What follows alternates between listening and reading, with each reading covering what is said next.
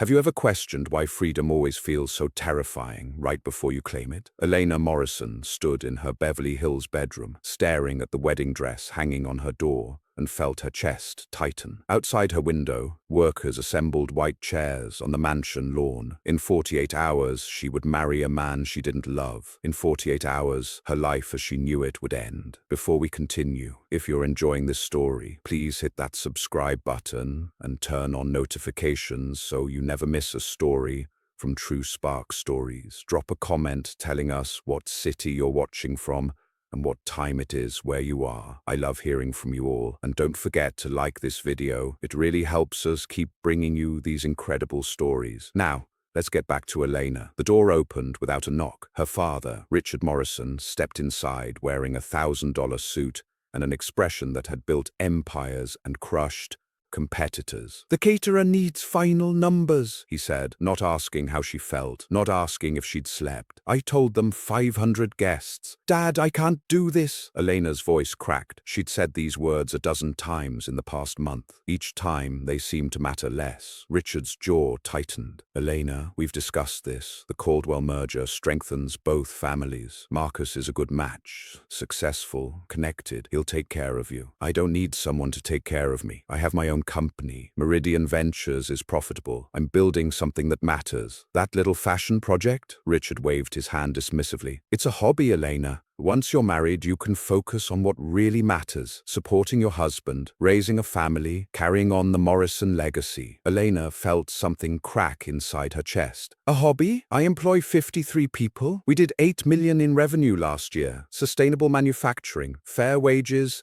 ethical supply chains. That's not a hobby, Dad. That's my life's work." Richard's expression softened slightly, the way it did when he was about to deliver bad news gently. "And I'm proud of what you've accomplished. But the wedding is in 2 days. The invitations are sent. The contracts are signed. This conversation is over." He left, closing the door behind him with a quiet click that sounded like a cell door locking. Eleanor sank onto her bed, her hands shaking. She reached for her phone and called the one person who'd never judged her, never demanded she be anything other than herself. "Nana Rose, it's me, baby girl." Her grandmother's voice was warm molasses, comfort wrapped in sound. "Talk to me. I don't know what to do. Everyone's acting like I'm being childish, like wanting to choose my own life is selfish." "Tell me about Marcus," Nana Rose said quietly. "Not what he looks like on paper. Tell me how he makes you feel." Elena closed her eyes. "Small, like I'm something to be managed. Yesterday he told me I'd need to shut down Meridian after the wedding. He said a Caldwell wife doesn't need hobbies. He used the same word Dad did, hobby. And you've told him no?" "He laughed, Nana. He actually laughed and said I'd understand once we were married, that I'd see things his way." Silence stretched between them. Then Nana Rose spoke, her voice gentle but firm. "Elena, a cage is still a cage, even if it's made of gold. You know that, don't you? What choice do I have? Dad will pull funding from Meridian if I back out. Marcus's family will sue for breach of contract. I'll lose everything. Will you? Or will you lose everything by going through with it?" That night, Elena couldn't sleep. She opened her laptop and began researching. By 3 in the morning, she'd learned something that made her pulse race. Before her engagement, when she'd turned 25, Nana Rose had helped her establish a private trust, separate from her father's empire, separate from Morrison family assets. She'd almost forgotten about it, a safety net her grandmother had insisted on. "Just in case you ever need to stand on your own," Nana had said. Eleanor called her personal lawyer, the one who'd helped set up that trust, someone her father didn't know about. "I need to know exactly what I have access to," she said. "Assets completely separate from my father's control." 3 days later, the wedding took place under a cloudless California sky. 500 guests filled the Morrison estate lawn.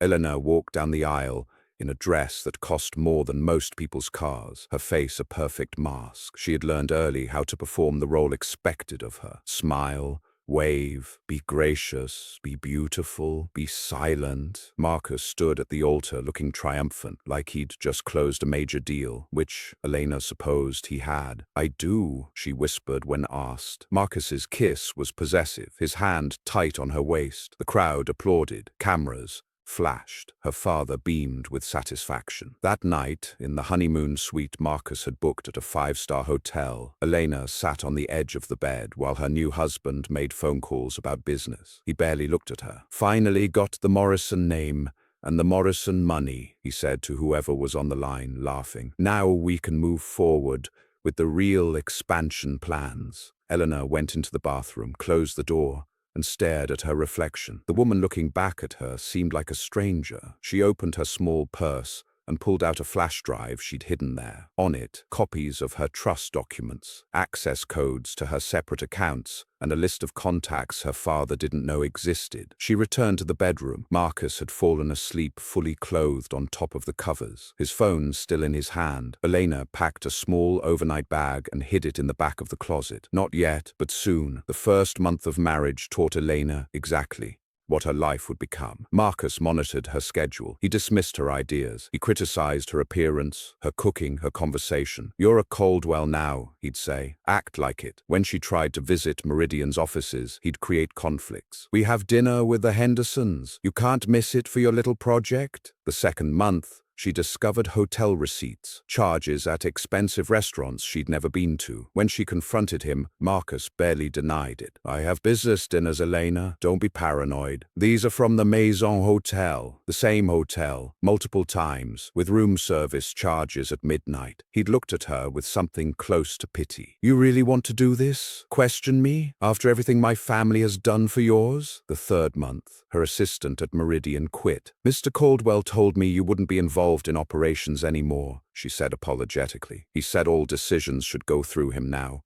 Elena called her father. "Dad, Marcus is interfering with my company. He has no right." "Elena, marriage is about compromise. Give him some space to help. He's trying to support you. Support me. He's taking over. This isn't compromise. It's a hostile takeover of my life." Richard's voice went cold. "Don't be dramatic. You sound like a child." The fourth month, she found photographs on Marcus's laptop. Him with other women, multiple women, at clubs, at hotels, at restaurants. Some of the women looked barely 21. When she confronted him, he grabbed her wrist hard enough to leave marks. "You go through my private files? You violate my privacy?" He released her suddenly, as if realizing what he'd done. "This is your fault, Elena. If you were more attentive, more willing, I wouldn't need to look elsewhere." That night, Elena called Nana Rose. "I need to leave." "Then leave, baby girl. It's not that simple. Dad will destroy me. Marcus's family will sue. I'll lose.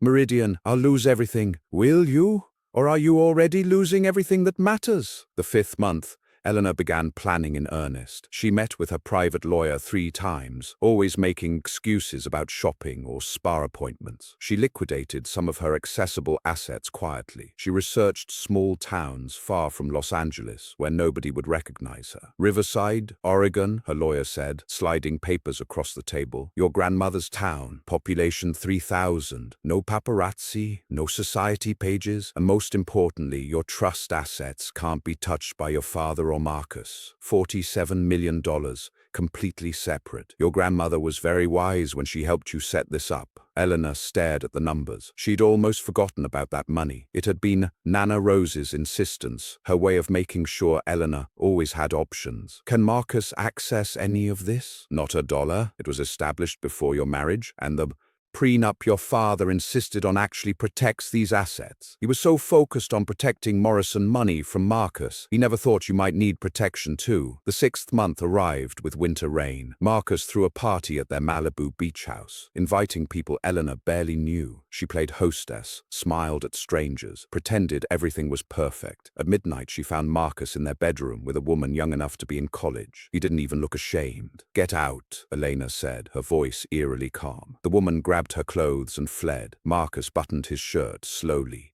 deliberately. "What are you going to do, Elena? Leave? Where would you go? Who would believe you? I'm Marcus Caldwell. My family owns half the judges in this state. Your father needs my connections. You have nothing without me." "You're right," Elena said quietly. "I have nothing, so I have nothing to lose." Something in her tone made him pause, but he shook it off, laughing. "You're not going anywhere. You're too scared. Too dependent, too weak. Elena waited until he left for a business trip to New York. 3 days, that's all she needed. She packed one suitcase with simple clothes, jeans, sweaters, nothing designer. She took her laptop, her documents, and $5,000 in cash. Everything else, the jewelry, the furs, the designer bags, she left behind. At 2 in the morning, she called an Uber, not their regular driver, a stranger who wouldn't report back to Marcus or her father. The driver asked if she was okay when he saw her shaking hands. "I'm better than I've been in months," she said, and meant it. The bus station smelled like disinfectant and old coffee. Elena bought a ticket to Portland for cash, wearing sunglasses despite the darkness. She sat in the back of the Greyhound, watching Los Angeles disappear through the rain-streaked window. Her phone buzzed constantly. Marcus, her father, her mother, Marcus's assistant. She turned it off and threw it in a trash can at a rest stop 3 hours north. By the time dawn broke over the Oregon border, Elena Morrison Caldwell had disappeared. The woman on the bus was just Elena. No last name, no history, just a person moving towards something instead of running from it. Nana Rose stood waiting at the tiny Riverside bus station, her silver hair pulled back in a bun, her face creased with love and understanding. She didn't ask questions. She just opened her arms and Elena fell into them, crying for the first time since the wedding. "Welcome home, baby girl." Nana Rose's farmhouse sat 3 miles outside Riverside proper, surrounded by pine trees and morning mist. It was the opposite of the Morrison mansion in every way. Small, warm, real. Elena's childhood summers here had been the only times she'd felt truly free. "How long can I stay?" Elena asked over breakfast the next morning. "Long as you need. Forever, if that's what you want." Nana Rose poured coffee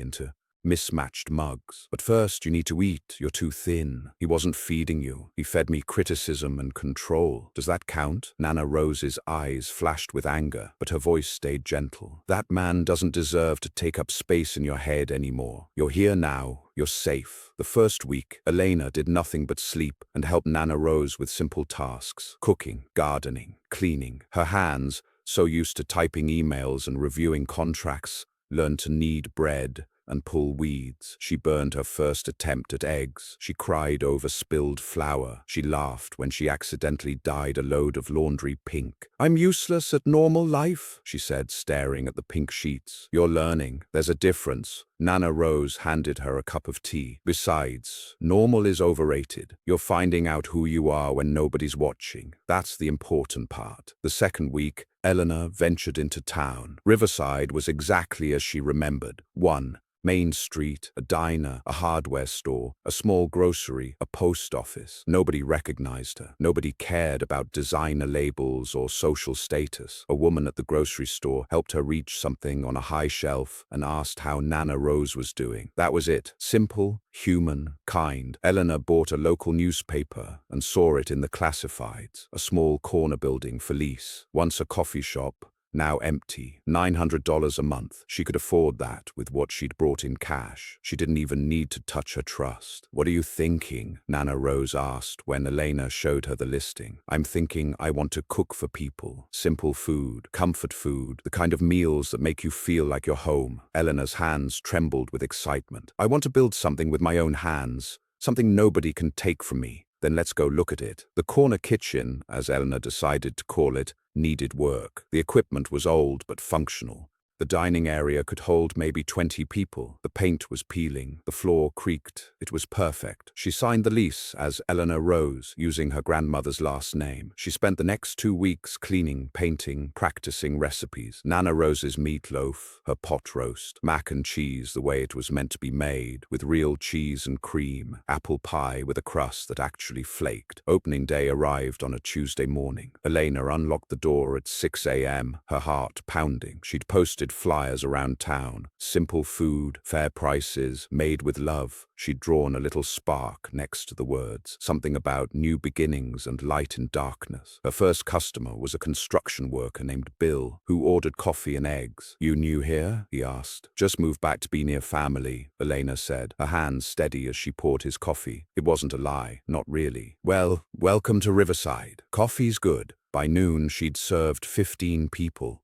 By closing at 3:22, she'd made $340. She'd burned one order of toast and oversalted the gravy once, but people had been patient, kind even. That night, counting the money at Nana Rose's kitchen table, Eleanor felt something she hadn't felt in years. Pride. Not the fake pride of being a Morrison, of wearing the right dress to the right party. Real pride in work she'd done with her own hands. You did good, baby girl. I made $300, Nana. I used to spend that on coffee in a month. And which feels better? Elena thought about it. This, definitely this. The second week, she noticed him. A man, maybe mid-30s, who came in every morning at 7:30. He always ordered the same thing: black coffee, turkey sandwich, no mayo. He sat at the corner table, read the newspaper, left a $5 tip on a $7 order. He never made a fuss, never demanded attention, never tried to impress her. His name, she learned from his credit card receipt, was James Rivers, but he'd written Jamie on the signature line. "You're not from Riverside," he said one morning, his voice quiet and certain. Elena's hands tightened on the coffee pot. "What makes you say that?" "The way you hold that pot, like you're afraid it might explode. City hands, not used to this kind of work." He smiled, gentle and non-threatening. "It's okay. Everyone comes from somewhere, just making conversation." "I needed a change," Elena said carefully. "Fair enough." He went back to his newspaper, didn't push, didn't pry, just accepted her answer and moved on. The next day, a delivery truck arrived with supplies, heavy boxes of flour, sugar, canned goods. Elena struggled with the first box, her arms shaking. Jamie appeared at her side, not asking permission, just lifting the box like it weighed nothing and carrying it inside. "You don't have to do that," Elena said, flustered. "I know, but I'm here, and you need help. So why not?" He set the box down in the kitchen and went back for another. 20 minutes later, all the supplies were inside. He washed his hands at a sink and pulled out his wallet. "Let me pay you," Elena said. "For what? Being a decent human?" He shook his head. "Just make sure my coffee's hot tomorrow. That's payment enough." After he left, Nana Rose, who'd been watching from the kitchen, smiled knowingly. "That's Robert Rivers's son. Good family. Robert owns some land outside town, runs a small construction business. Jamie went away to college, made something of himself in the city, then came back about 2 years ago. Nobody knows exactly why. He keeps to himself, mostly." "He seems nice," Eleanor said, trying to sound casual. "He is, and he's single, before you ask." "Nana, I'm still married, technically." "Technically doesn't mean forever, baby girl." Over the next few weeks, Jamie became part of the rhythm of the corner kitchen. He'd arrive at 7:30, drink his coffee, eat his sandwich, read his paper. Sometimes he'd stay an hour, sometimes just 20 minutes. But he was constant, reliable, and slowly Eleanor began to look forward to seeing him. One rainy afternoon, the sink started leaking. Water pooled on the floor faster than Eleanor could mop it up. She was on the verge of tears, frustrated and overwhelmed, when Jamie walked in for his usual order. He took one look at the situation and rolled up his sleeves. "You got a wrench?" "I don't even know what kind of wrench." "Let me check my truck." He fixed the leak in 20 minutes, his hands confident and sure. Elena watched him work, noticing the way he explained what he was doing, never making her feel stupid for not knowing. "My dad taught me basic repairs, said everyone should know how to fix things. Makes you less dependent on others." "I don't know how to fix anything," Elena admitted. "I don't even know how to change a tire." "Want to learn?" He looked up at her, genuine interest in his eyes. "I mean, not the tire thing right now, but the basic stuff. I could show you if you want." "Why would you do that?" He shrugged. "Because you're trying hard, and everyone deserves to know how to take care of themselves. Plus, you make really good coffee. Consider it a fair trade."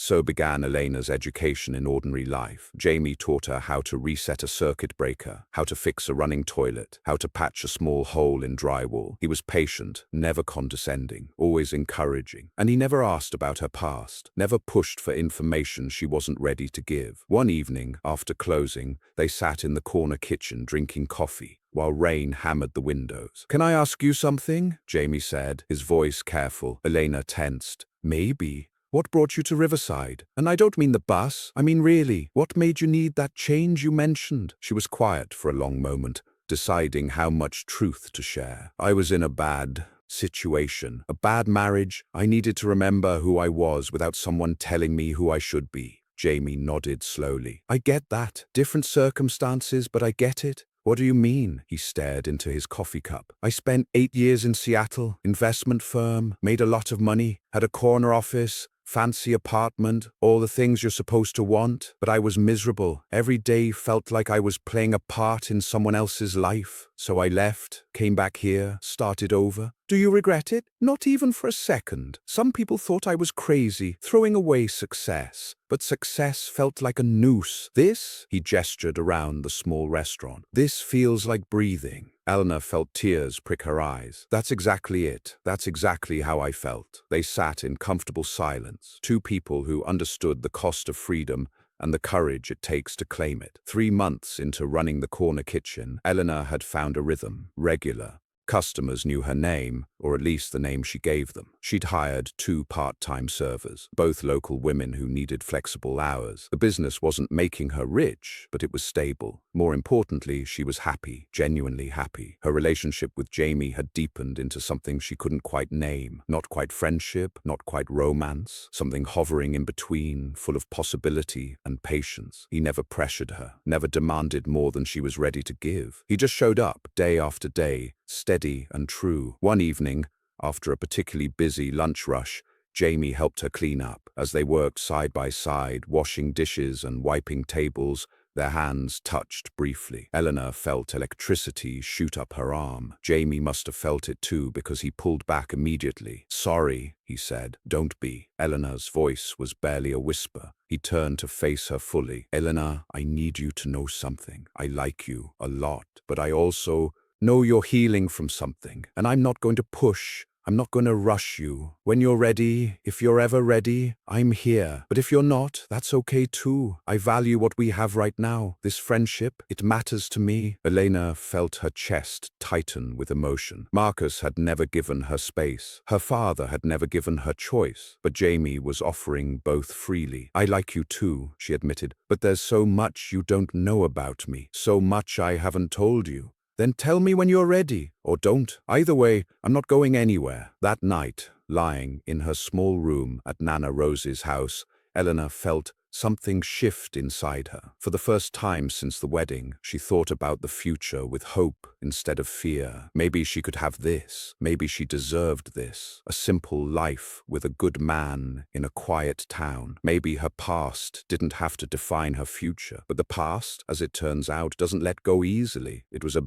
Wednesday morning, unseasonably warm for November. The corner kitchen was full of the usual crowd. Bill, the construction worker, Margaret from the post office, Tom and Susan, the retired couple who came every morning for coffee and pie, and Jamie, sitting at his corner table reading the paper. Elena was refilling coffee when she heard it, the rumble of expensive engines. Through the window, she saw 3 black SUVs pull up to the curb. Her blood turned to ice. She knew those vehicles. She knew who was inside. The door opened. Richard Morrison stepped into the corner kitchen wearing a suit that cost more than most people in Riverside made in a month. Behind him, Marcus Caldwell, looking furious and triumphant at the same time. Behind them, 2 men in dark suits, security, maybe lawyers. The diner went silent. Every head turned. Elena stood frozen, coffee pot in hand, her worst nightmare materializing in the one place she'd felt safe. There you are, Marcus said, his voice carrying across the small space. Do you have any idea what you've put us through? 6 months, Elena? 6 months of searching. Richard's face was stone. This ends now. You've embarrassed this family long enough. You're coming home. Elena's hands shook so badly she had to set down the coffee pot. Every eye in the diner was on her now. She could feel their confusion, their curiosity. Margaret's mouth had fallen open. Bill had stood up, sensing trouble. I'm not going anywhere, Elena said, her voice steadier than she felt. Marcus laughed, the sound cruel and sharp. You don't have a choice, sweetheart. You're my wife. You belong at home, not playing restaurant in some backwater town. I belong wherever I choose to be. Choose? Marcus stepped closer, and Elena instinctively stepped back. You don't get to choose. You made vows. You have responsibilities. To me, to your family, to the Caldwell name. Jamie stood up from his table, moving slowly but deliberately to stand between Elena and Marcus. The lady said she's not going. I think you should respect that. Marcus looked Jamie up and down with undisguised contempt. And who the hell are you? The cook?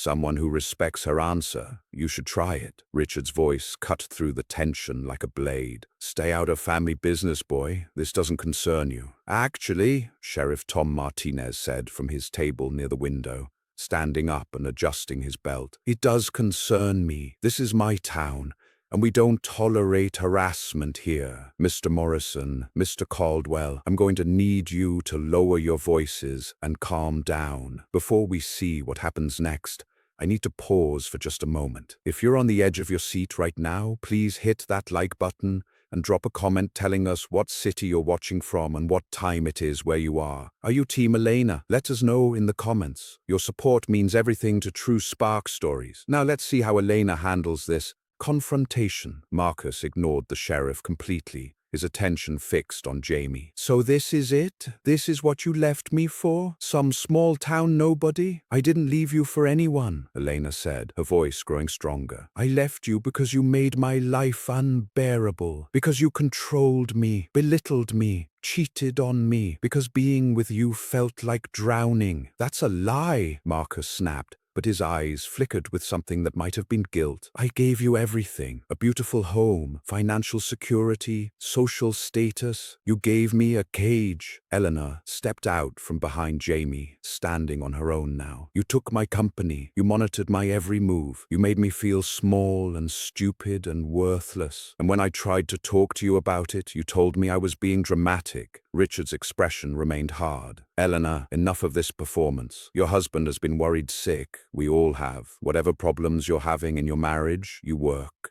them out at home, not by running away like a child. I'm not a child, Dad.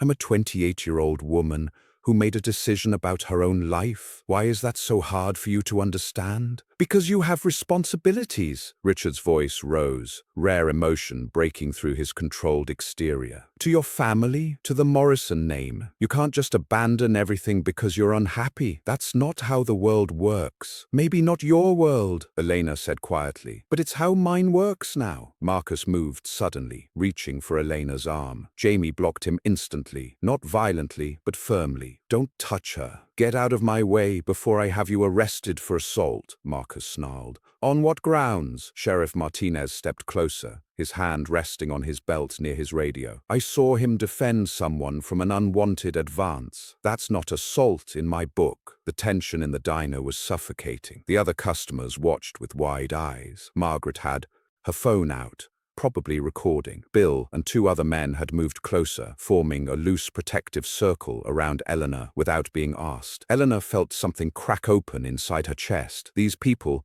who barely knew her, were standing up for her. Jamie, who she'd known only 3 months, was willing to face down her husband. This small town had given her something Beverly Hills never had, genuine protection born from kindness, not obligation. You want to know where I've been, Dad? Elena's voice cut through the noise. I've been finding out who I am without your money and your expectations suffocating me. I've been building something with my own hands, learning to fix sinks and make meatloaf and balance a register, things you would call beneath me, things that have made me happier than I've been in years. Happiness is a luxury, Elena. I taught you that. No, Dad. You taught me that control matters more than love. That image matters more than truth. That success is measured in dollars instead of dignity. She took a deep breath. And you were wrong. Richard's face went pale. You ungrateful. I'm not ungrateful. I'm just done living by your rules. Eleanor pulled out her phone, the new one she'd bought here in Riverside, and made a call. Mr. Patterson,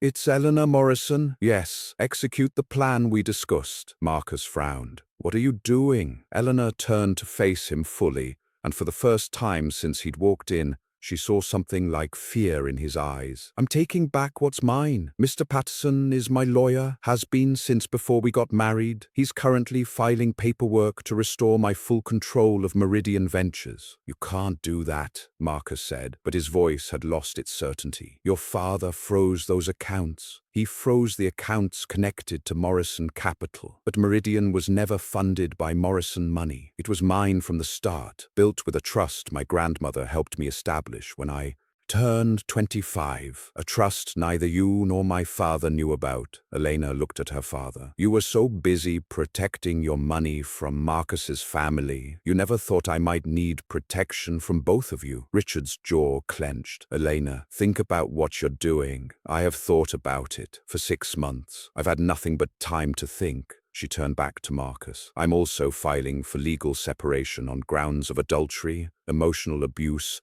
and financial coercion. My lawyer has documentation, hotel receipts, photographs, text messages, and testimony from Meridian employees about how you tried to take over my company. Marcus's face went from pale to red. You vindictive. I'm not vindictive. I'm protecting myself. There's a difference. Elena's hands had stopped shaking. She felt calm, clearer than she'd felt in years. And here's something else you should both know. That trust I mentioned, it's worth $47 million, completely separate from Morrison Capital, completely untouchable by either of you. I don't need your money, Dad. I don't need your name, Marcus. I never did. The diner erupted in whispers. Eleanor heard Margaret gasp. Bill whispered something that sounded like holy hell, but her eyes were on Jamie, whose expression had shifted from protective to shocked. She'd never told him about the money, never told him who she really was. So you were playing poor? Marcus sneered. Slumming it with these people while sitting on millions? That's sick, Elena. I wasn't playing anything. I was learning what matters. I came here with $5,000 in cash and didn't touch a penny of that trust. I built this place with my own work. She gestured around the corner kitchen. These people accepted me without knowing who I was or what I was worth. They judged me by my actions, not my bank account. Can you say the same? Richard seemed to deflate slightly. Eleanor, please, come home. We can work this out. I was trying to protect you. By forcing me into a marriage I didn't want, by dismissing my achievements, by teaching me that my value was tied to who I married instead of who I am. Eleanor shook her head. That's not protection, Dad.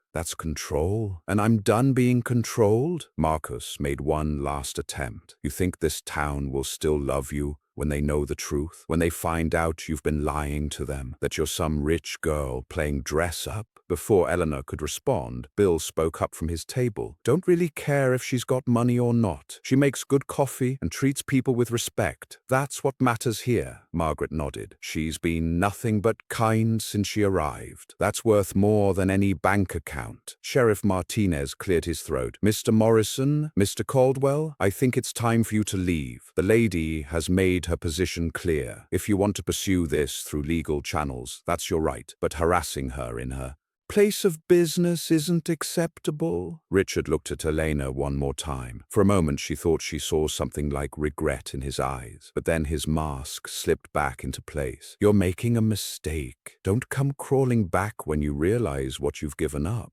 I gave up a prison sentence. I don't regret it. The black SUVs pulled away 10 minutes later, leaving a wake of stunned silence. Eleanor stood in the middle of her small restaurant, shaking now that the adrenaline was fading. The customers slowly returned to their meals, though their eyes kept drifting to her with new curiosity. Jamie hadn't moved from his spot near the counter. His expression was unreadable. Elena's heart sank. This was it. The moment he'd realized she'd been lying by omission. The moment he'd see her differently. Jamie, she started, but he held up a hand. Not here. Can we talk? Privately? They walked outside into the crisp November air. Elena wrapped her arms around herself. Suddenly cold. I should have told you. Yeah, you should have. His voice was flat, and Elena felt her heart crack. But then he continued. But I understand why you didn't. Trust is hard, especially after what you went through. You're not angry? I'm processing. He leaned against the building, looking out at the street. That's a lot of information to take in at once. You're a Morrison. You're worth millions. You were married to that. He trailed off, his jaw tight. That man put his hands on you, emotionally more than physically, but yes, sometimes. Jamie's hands clenched into fists, then slowly relaxed. And your father knew? He knew and still tried to force you back? Legacy matters more than people in his world. That's not a world. That's a nightmare. Jamie finally looked at her. Can I ask you something? The real you, not the version you thought I wanted to see. Anything. Why did you come here? To Riverside specifically? Was it just because you're grandmother lives here. Elena thought about lying, about making it seem simpler than it was. But she'd just stood up to her father and husband by telling the truth. She couldn't start lying now. I came here because this was the only place I ever felt free. Summers with Nana Rose were the only times I didn't have to perform, didn't have to be the perfect Morrison daughter. I could just be Elena. I wanted to remember what that felt like. And did you remember? I did more than remember. I became her, the real version, not the society princess, not the trophy wife, just me. Jamie was quiet for a long moment. Then he said something that surprised her. I need to tell you something too, something I should have mentioned before. Elena's stomach dropped. Okay. When I said I worked in Seattle, that I made good money at an investment firm, I downplayed it. A lot. He ran his hand through his hair. I was a managing director at Cascade Capital Group. I oversaw a portfolio worth over $200 million. I made 7 figures a year. I had everything society says you're supposed to want. Elena stared at him. You're serious? Completely. And I hated it. Every second of it. The deals felt empty. The money felt meaningless. I was successful by every metric that matters to people like your father, and I was miserable. So you left, Elena said softly, understanding flooding through her. I left, walked away from it all, bought some land outside town, started doing small construction jobs with my dad. People thought I'd lost my mind. My colleagues said I was throwing my life away, but for the first time, I could breathe. I could sleep at night. I could look at myself in the mirror without feeling like a fraud. Jamie turned to face her fully. So when you walked into this town trying to figure out who you were without the money and the name, I recognized it. Because I was doing the same thing. Why didn't you tell me? Same reason you didn't? Tell me, because it's easier to be judged for who you are now than who you used to be. Because starting over means leaving the old version behind. He stepped closer. But here's the thing, Elena. I don't care that you're a Morrison.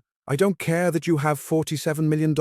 I care that you tried 17 times to make a pie crust that didn't fall apart. I care that you learned to fix a leaking faucet even though you were terrified of flooding the place. I care that you tip Margaret extra when she mentions her grandkids need school supplies. That's who you are. The money is just details. Elena felt tears streaming down her face. I was so afraid you'd see me differently, that you'd think I was slumming, or lying to you, or playing some kind of game. Were you? No, God, no. This is the most honest I've been in my entire life. Jamie reached out slowly, giving her time to pull away, and wiped a tear from her cheek. Then we're good. We're more than good, because I know something now that I suspected, but wasn't sure of. What's that?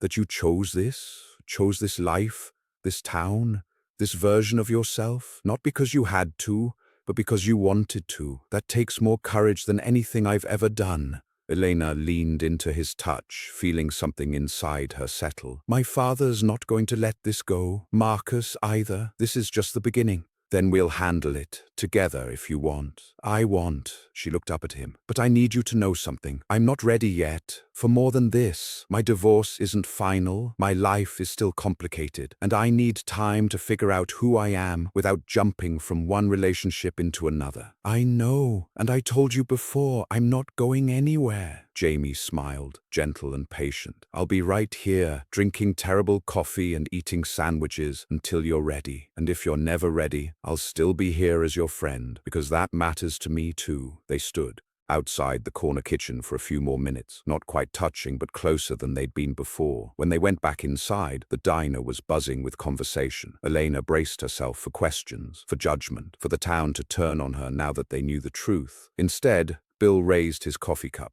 Welcome home, Elena. The real one this time. Others echoed the sentiment. Margaret hugged her. Tom and Susan told her they'd always known there was more to her story, but figured she'd tell them when she was ready. The acceptance was overwhelming, humbling, and healing in ways Elena hadn't expected. Over the next few weeks, the story broke nationally. Missing heiress found running small-town diner. Elena Morrison leaves billions for simple life. The runaway bride of Beverly Hills. News vans showed up in Riverside for 3 days before the sheriff ran them off. Reporters tried to interview Elena, but she refused all requests. Instead, she released a single statement through her lawyer. I left to save my life and reclaim my identity. I'm exactly where I choose to be. I have no further comment. Meridian Ventures' stock, which had dropped after her disappearance, surged when she regained control. Elena restructured the entire company from Riverside, implementing the ethical practices Marcus had tried to shut down: profit sharing for workers, sustainable manufacturing, transparent supply chains. The business community called her naive. 6 months later, revenue had increased by 37%, and employee retention was at an all-time high. She kept the corner kitchen open, but transformed it into a cooperative. She hired 5 local women who needed flexible work, gave them ownership stakes, and taught them everything Nana Rose had taught her. The restaurant became more than a business. It became a community hub, a place where people gathered not just for food, but for connection. Elena split her time between Riverside and Los Angeles, but her heart stayed in Oregon. She'd drive down to Meridian's headquarters twice a month, handle business, then escape back to the mountains and pine trees. She bought a small house 3 miles from Nana Rose. Nothing fancy, just enough space for her and maybe someday someone else. Her relationship with Jamie deepened slowly, carefully. They went on actual dates, movies, hikes, dinners at the diner that wasn't quite hers anymore, but would always feel like home. He met her vulnerabilities with patience. She met his quiet strength with gratitude. They learned each other's rhythms, their wounds, their hopes. One evening, 7 months after the confrontation, Eleanor's phone rang. Her father's name appeared on the screen. She almost didn't answer,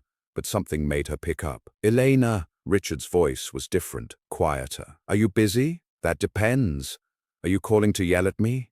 "No, I'm calling to ask if you'll meet me. Just us. No Marcus, no lawyers, just father and daughter." Eleanor was suspicious but curious. "Where?"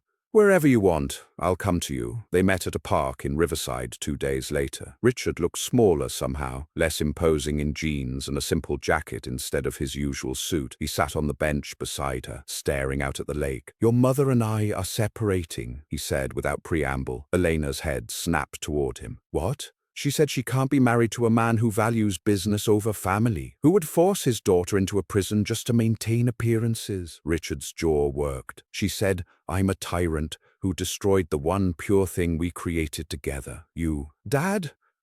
She's right, about all of it." He finally looked at Eleanor, and she was shocked to see tears in his eyes. "I spent 40 years building an empire. I thought that's what mattered. Legacy, power, influence. And in the process, I lost everything that actually mattered. My wife, my daughter, my humanity." Eleanor didn't know what to say. This vulnerability was so foreign, coming from the man who'd ruled her life with absolute certainty. "I watched that video," Richard continued. "The one from your diner. Someone posted it online. I saw you stand up to me and Marcus. Saw you claim your life. Saw those people, strangers, defend you." He swallowed hard. "And I realized you'd found something I've never had. People who care about you for who you are, not what you can do for them." "Dad, I'm not asking for forgiveness. I don't deserve it. I'm asking for a chance to know you, the real you, not the daughter I tried to mold into my image, but the woman you actually are." His voice broke. "I'm asking if it's too late." Eleanor felt tears on her own cheeks now. Part of her wanted to say yes, it was too late, that he'd made his choices and now had to live with them. But she thought about Nana Rose, about forgiveness not being about the other person but about freeing yourself. She thought about the grace these townspeople had shown her despite her lies of omission. "It's not too late," she said quietly, "but it has to be different. You don't get to tell me how to live anymore. You don't get to criticize my choices or try to control my business. You get to be my father, if you can figure out what that means without the power plays." "I don't know if I know how." "Then learn." "I had to." Richard nodded slowly. "Your grandmother, Rose, she tried to tell me years ago that I was making a mistake, that love can't be controlled. I dismissed her as sentimental. Nana Rose is the wisest person I know. She is, and I've been a fool." He stood up, looking uncertain. "Can I hug you? Or is that too much?" Eleanor stood and stepped into her father's embrace. It was awkward at first, 2 people who'd forgotten how to be family trying to remember. But slowly, his arms tightened, and she heard him whisper, "I'm sorry. I'm so sorry. I know, Dad. I know." They sat in that park for 2 hours, talking more honestly than they'd talked in Elena's entire life. He asked about the corner kitchen, about Riverside, about what made her happy. He didn't offer advice or criticism. He just listened. It was strange and uncomfortable and necessary. "There's someone I'm seeing," Elena said as the sun started to set. "His name is Jamie. He's kind and patient, and he sees me, the real me, the construction worker, the one who stood up to Marcus. He's more than that, but yes." Richard was quiet. Then, "I'd like to meet him, properly, if that's okay with you." "It might be okay, eventually. We'll see." As her father drove away, Eleanor felt something release in her chest. Forgiveness, she realized, wasn't forgetting. It wasn't pretending the hurt never happened. It was choosing to not let the hurt define every moment forward. It was opening a door without knowing what would walk through, but trusting yourself enough to handle whatever came. That night, she told Jamie about the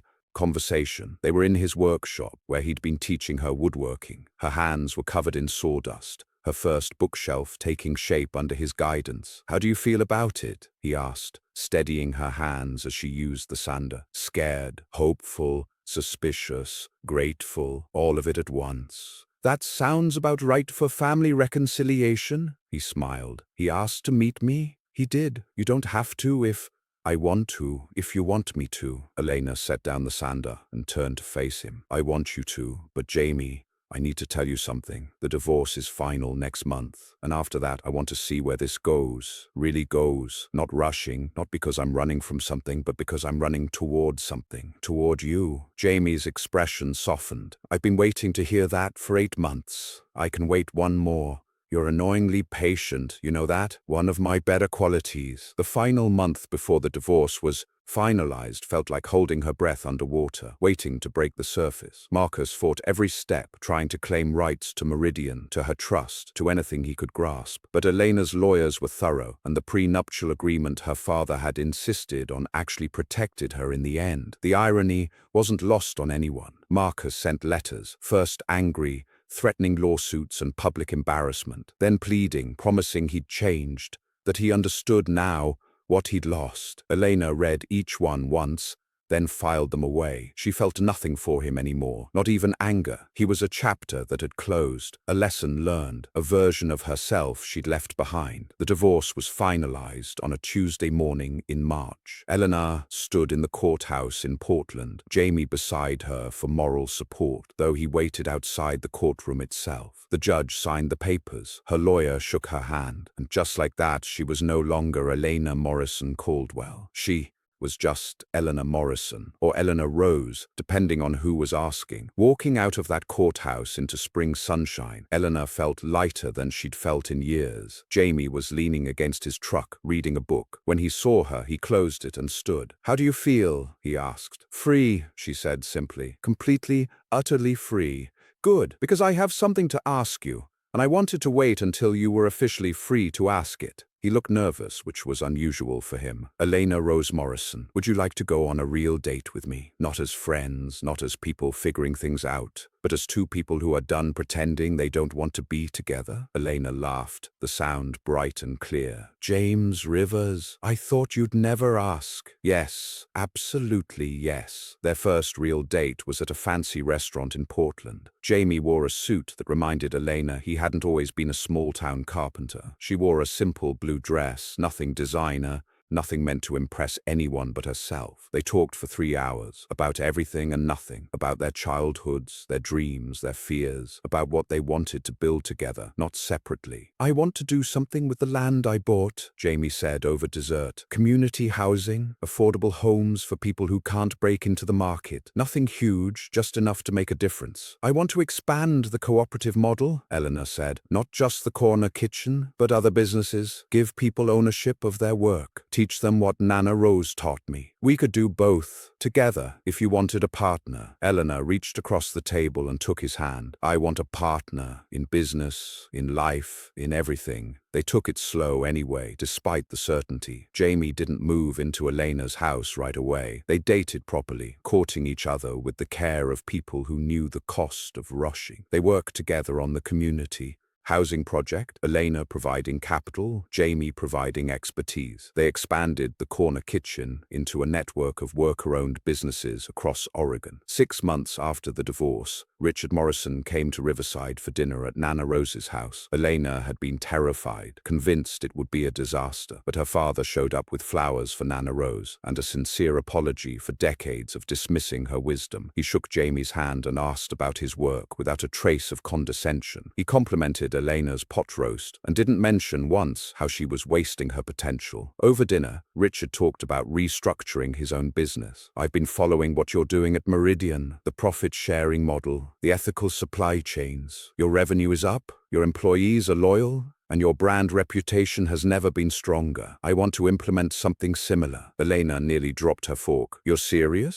"Completely. I spent my life building something I thought mattered. Now I want to build something that actually does." He looked at her. "I'm asking for your help as a consultant, paid, of course, if you're willing." It wasn't perfect. Richard still slipped sometimes, offering unsolicited advice or trying to take control of conversations. But he caught himself more often than not, apologized when he didn't, and slowly, painfully, learned to be a father instead of a tyrant. Elena learned to let him in without letting him take over, to love him while maintaining boundaries, to forgive without forgetting. Her mother started visiting Riverside too, separate from Richard. She and Elena took long walks, made up for lost time, cried together over what could have been, and celebrated what was. She told Elena she was proud, that watching her daughter choose courage over comfort had given her the strength to demand better for herself. Marcus, they heard through mutual connections, had remarried quickly, someone younger,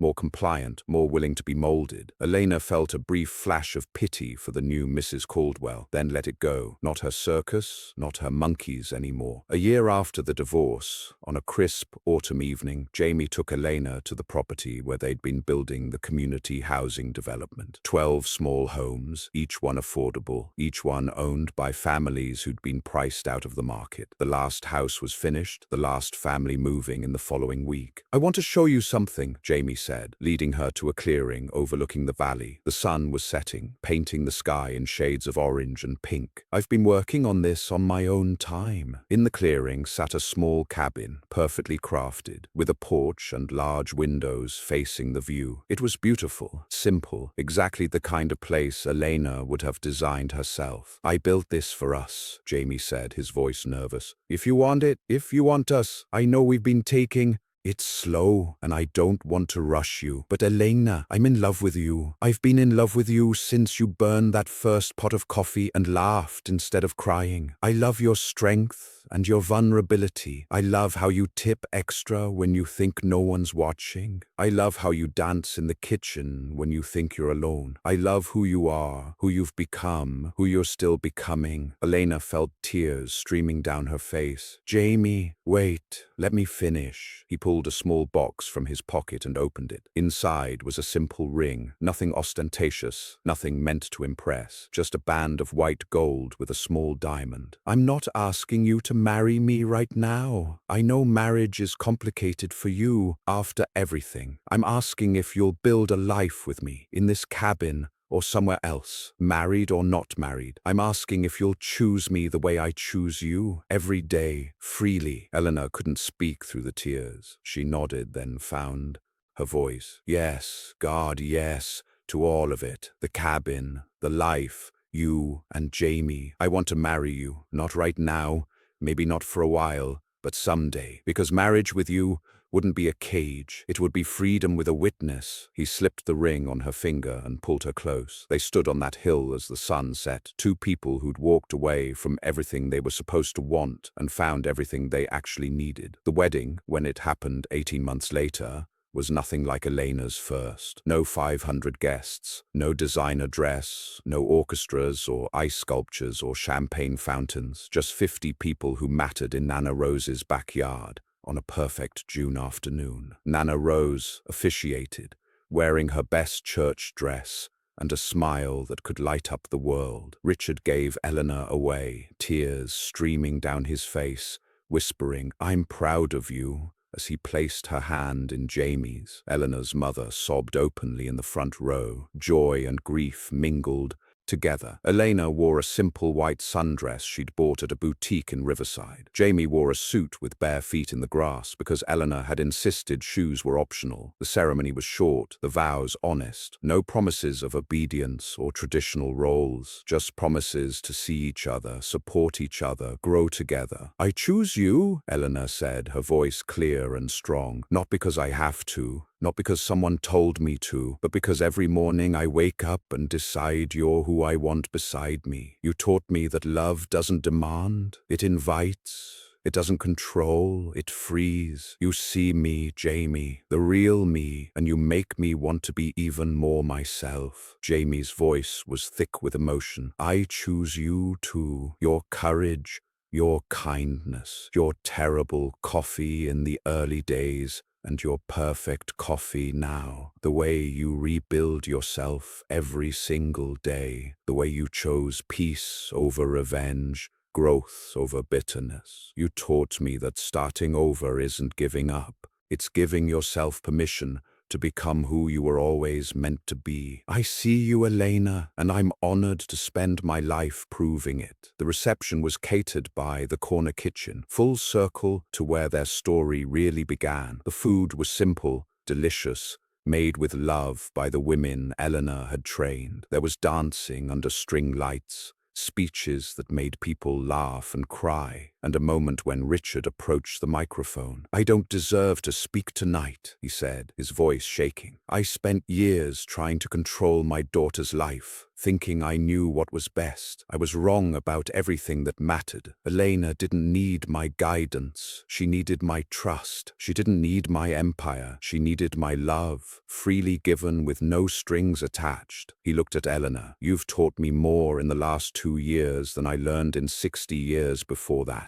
You've shown me that real strength is vulnerability, real power is choice, real success is peace. Thank you for not giving up on me, even when I gave you every reason to. I love you, and I'm sorry it took me so long to say it the right way." Elena crossed the yard and hugged her father as he wept. Around them, the people of Riverside, her Meridian employees, Jamie's family, and her mother watched this broken thing slowly healing. It wasn't perfect. It would never be perfect, but it was real and raw and true. As the evening wound down, Elena and Jamie stood at the edge of the property, looking out at the community they'd built together. The housing development glowed with warm lights from happy families. The cooperative businesses were thriving. Meridian Ventures was expanding its ethical model across the country, proving that doing good and doing well weren't mutually exclusive. "Do you ever regret it?" Jamie asked quietly. "Walking away from billions, from that life?" Eleanor thought about the mansion in Beverly Hills, the designer clothes, the society parties. She thought about the power and prestige and everything she'd been raised to value. Then she looked at the simple cabin that would be their home, at Nana Rose laughing with her mother, at the people who'd become her chosen family. "Not even for a second," she said. "I didn't walk away from billions, Jamie. I walked toward freedom, toward authenticity, toward love, and that's worth more than any amount of money could ever buy." "Even $47 million? He teased gently. "Even that, though it does help fund the things we're building." Nana Rose was smart to make sure I had options. She's the smartest person I've ever met. She is, and she taught me the most important lesson, that the only person who can define your worth is you. That freedom isn't about having no obligations. It's about choosing your obligations freely. That love is only real when it's given without conditions. Jamie pulled her close. "What do you want to build next?" Elena smiled, thinking about the future they'd create together. "I want to help more people start their own businesses, worker-owned, community-focused. I want to prove that there's another way to do capitalism, one that doesn't require sacrificing your soul or exploiting others." She paused. "And I want to write a book, tell my story, not for fame or attention, but because maybe someone else feels trapped the way I did. Maybe they need to know it's possible to walk away, to start over, to choose yourself. That's a lot of dreams. We've got time." and we've got each other. That's all I need." They walked back to the reception hand in hand. The party continued into the night, music and laughter floating up into the stars. Elena danced with Jamie, with her father, with Nana Rose. She laughed with her employees and her neighbors and the family she'd chosen rather than the one she'd been born into. Around midnight, as guests started to leave, Nana Rose pulled Elena aside. "You did good, baby girl. Better than good. You saved yourself. That's the hardest thing a person can do. I couldn't have done it without you, Nana. You gave me the foundation, the trust, the place to run to, the unconditional love I needed to believe I deserved better. I just held the door open. You're the one who walked through it." Nana Rose cupped Elena's face in her weathered hands. "Your grandmother is so proud of you, and more importantly, I hope you're proud of yourself." "I am," Elena said, and meant it with her whole heart. "For the first time in my life, I'm genuinely proud of who I am." As the last guests departed, and Elena and Jamie walked to their cabin under a canopy of stars, she thought about the journey that had brought her here, from the golden cage of Beverly Hills to the freedom of Riverside, from the suffocating marriage to Marcus to the partnership with Jamie, from being defined by her father's name and money to building her own legacy of compassion and community. The cabin glowed warm and welcoming, their home, built with Jamie's hands and filled with their shared dreams. Eleanor paused at the threshold and looked back at the valley below, at the lights of the town that had saved her, at the life she'd chosen against all odds. "Ready?" Jamie asked, holding the door open. Eleanor smiled, thinking of all the doors she'd walked through to get here, the ones she'd been pushed through, the ones she'd fled through in desperation, and finally this one, a door she was walking through freely, joyfully, with the man she loved and the future they'd create together. "Ready," she said, and she was, for all of it, the beautiful, complicated,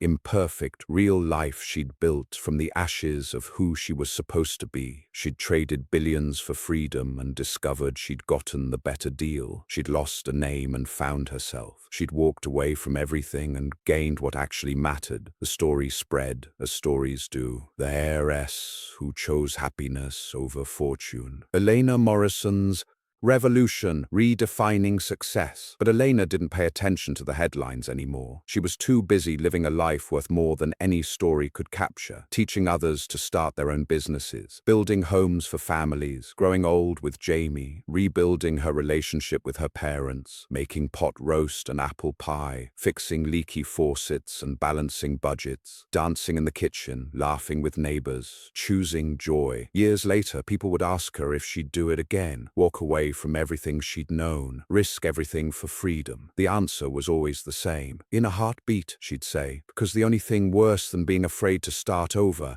is living your whole life wishing you had. And that, more than any mansion or bank account or social status, was the truth that mattered." Elena Morrison had learned the hardest lesson of all, that the only person who could save you was yourself. That freedom was terrifying and necessary. That love, without choice, was just another word for control. That real wealth was measured in peace, not dollars. That sometimes the bravest thing you could do was walk away from everything you were supposed to want and choose what you actually needed. She'd found her spark in the darkness, and she'd used it to light the way for others. Before I let you go, I want to say thank you for being part of True Spark Stories. Your love and support mean more than words. Together we are spreading sparks of light, one whisper at a time. If Elena's story touched you, please leave a comment below telling us what city you're watching from, and what time it is where you are. What part of her journey resonated with you most? And don't forget to hit that subscribe button